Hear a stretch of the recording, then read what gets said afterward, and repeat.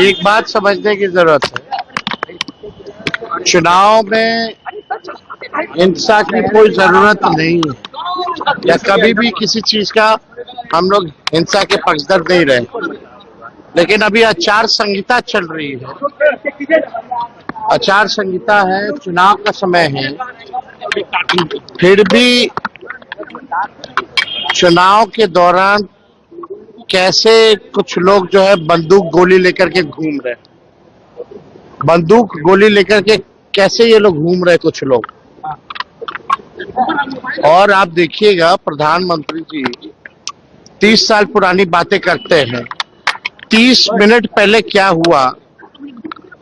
आज एक एएसआई की सिवान में गला रेत करके मार दिया गया और दुलार चंद यादव जी की हत्या मोकामा में कर दी गई।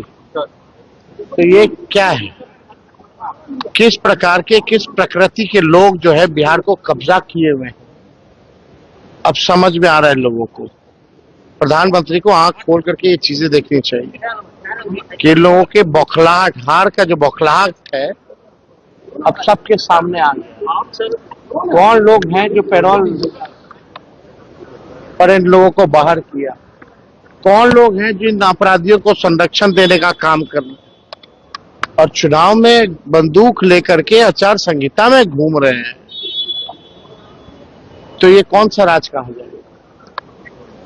ये लोग हार के बौखलाहट से डरे हुए हैं। बिहार की जनता जो है करारा जवाब इन लोगों को देगी। और किन किन प्रकृति के लोगों ने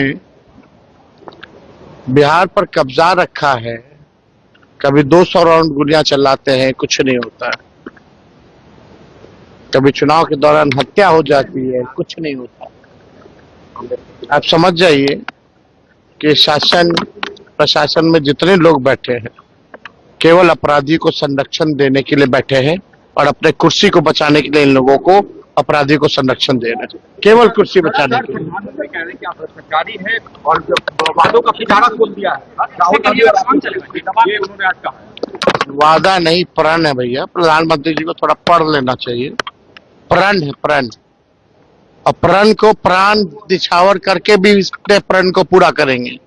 चुनाव में जुमलाबाजी नहीं करता है तेजस्वी, जो कहा वो किया, जो कह रहा है करेगा। प्रधानमंत्री जी, तेजस्वी की उम्र कच्ची है पर जुबान पक्की है।